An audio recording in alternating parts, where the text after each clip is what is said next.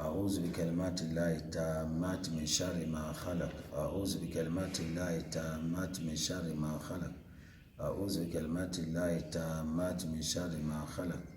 بسم الله الرحمن الرحيم. لا حول ولا قوة إلا بالله العلي العظيم. الحمد لله رب العالمين. اللهم صل على محمد وعلى آل محمد كما صليت على إبراهيم وعلى آل إبراهيم إنك حميد مجيد. اللهم بارك على محمد وعلى آل محمد كما باركت على إبراهيم وعلى آل إبراهيم في العالمين إنك حميد مجيد. وبعد. Ami seko heji konyaka toujours comme le kara Côte d'Ivoire heji deira nate ben amena kumaka odomi ole visa koi. L'Arabie Saoudite a démocratisé ou bien décentralisé le visa. C'est le visa électronique maintenant. On ne va pas à l'ambassade de l'Arabie Saoudite. Tu as ton visa depuis dans ta chambre. Mais ici, ceux qui disent que c'est eux qui organisent le Hajj, ils ont monopolisé le visa. Or que l'Arabie Saoudite a décentralisé. Tout le monde peut faire son visa chez lui à la maison. Comment? L'année passée, Yunus Voyage a délivré les visas électroniques à des structures privées. Cette année, on l'a interdit de le faire. Quand il va faire, on va arracher son agrément. Ils n'ont rien à dire si ce n'est pas t'arracher ton agrément. Tu ne fais pas ça, on t'arrache ton agrément. 9000 pèlerins, c'est une seule personne qui délivre les visas. Pourquoi? Après, ils se partagent les intérêts. Sinon, tu ne peux pas laisser un seul individu qui va faire les visas des pèlerins. Regarde, le 18, 50 ne sont pas partis. Le 19, 90 ne sont pas partis. Le 20, 110 ne sont pas partis. Ça dû à quoi? Le visa, tous les visas ne sortent pas à temps. Même si ça sort, c'est après l'heure de décollage. Par exemple, hier, le 20, c'était Ouagé Voyage. Il a 210 pèlerins. Il devrait voyager avec tous les 220 hier. C'est 70 qui ont eu place à temps normal. 38 est venu trouver que le comptoir était fermé. Ils ont envoyé un message à Dubaï. C'est Dubaï qui a répondu de prendre les 38 là. Et les autres 110 là. Et ils sont restés hier. On ne sait pas aujourd'hui, le 21, comment ça va se passer. Dans les structures privées, pour l'organisation du Hajj, ils souffrent. Dans quoi? Dans le problème de visa. Tous les jours, les pèlerins étatiques, on les dérive les visas, 500 personnes. Après, ça ne les intéresse pas, les structures privées. Ils font, même si leur vol, ça à 10 heures, ils vont commencer matin. Celui qui a eu visa, il va. Celui qui n'a pas eu, il reste. Des gens comme ça, est-ce qu'il doit être un responsable pour un peuple, pour une communauté? Des gens comme ça, on ne doit pas les nommer de diriger les lieux de travail de l'État, parce qu'ils ne font pas ce que l'État les demande. Deuxième chose, la vente des billets étatiques. Le 20, là, il y a des gens, le 19, là, ils ont acheté des billets étatiques à 2 800 000. On les connaît. Ceux dont ils vendent là, c'est eux qui racontent. Quand ils vendaient là, c'était en cachette.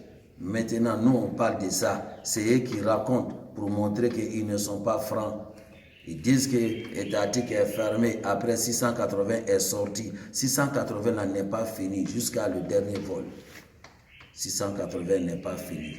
Pourquoi? Parce qu'ils sont malhonnêtes. Ils se font comme ils sont des gens équitables, des gens qui ont la crainte d'Allah. C'est pas vrai. Ils n'ont aucun crainte d'Allah. Celui qui a la crainte d'Allah, même si tu n'as pas la crainte d'Allah, tu penses à bien organiser le Hajj, tu ne peux pas accepter Un avion part, laisser ses pèlerins. 2 avions, 3 avions. Aujourd'hui, c'est 4e. Aujourd'hui, c'est le 4e vol des privés qui s'en va aujourd'hui. On ne sait pas comment ça va se passer. Ce que nous, on veut dire à l'État pour revoir ces problèmes. Un seul individu qui délivre les visas pour les pèlerins, quand on fait sa structure privée là, mais il doit chercher son visa en privé. Pourquoi obliger les gens à aller faire visa chez votre gars pour intérêt d'ici-bas? Et il ne peut pas faire pour tout le monde. Il doit se contracter seulement. Même pour l'État, on doit chercher des jeunes informaticiens, les montrer le système. Ils vont faire les visas. Tout le monde ira en liberté, en tranquillité. Hein? Il n'y aura personne qui va rester. Les gens, ils ont acheté des billets avec des millions. Tous ces millions-là est parti. Parce que qu'est-ce que l'avionneur dit? Si tu ne veux pas partir, il faut avertir 1 semaine avant. Là, ils vont mettre des gens à ta place. Là, tu n'as pas gâté la place, ton argent n'est pas gâté. Mais même jour-là, l'argent est gâté. On va te dire pénalité. Dans un moment de traite là, il n'y a pas de place pour payer pénalité, aller d'abord. Il n'y a pas de place dans les avions. Donc même pénalité là, ça ne t'arrange pas. Tu as 100 pèlerins, pénalité là, il y a 2 places, il y a 4 places. Ça ne peut pas faire ton affaire. Donc il faut informer l'État de revoir ces problèmes. Ceux qui sont devant, ceux qui sont parmi ceux qui sont devant, qui font les magouilles, on doit les arrêter. On doit les enlever. On doit revoir le Hajj. Ce que le gouvernement doit faire, laisser le Hajj dans la main des structures privées, avec des conditions, avec des charges. Celui qui ne respecte pas ces conditions et ces charges-là, on l'arrache son agrément. Sinon, ceux-là, ils sont contre les structures privées. La direction générale des cultes est mieux que le commissariat du Hajj pour les structures privées. Ils ont pris des professeurs venus donner des cours aux structures privées, comment on doit bien faire la gestion d'une structure privée, d'une société. Ils ont appelé des experts au Niger, au Mali, au Burkina, pour venir montrer comment ils organisent le Hajj. Cette année, ce n'est pas le cas. C'est les bâtons dans le dos des structures privées. C'est les machettes dans le dos des structures privées. L'année passée, ce n'était pas le cas. Il y avait l'harmonie, il y avait l'amour entre les structures privées et la direction générale des cultes.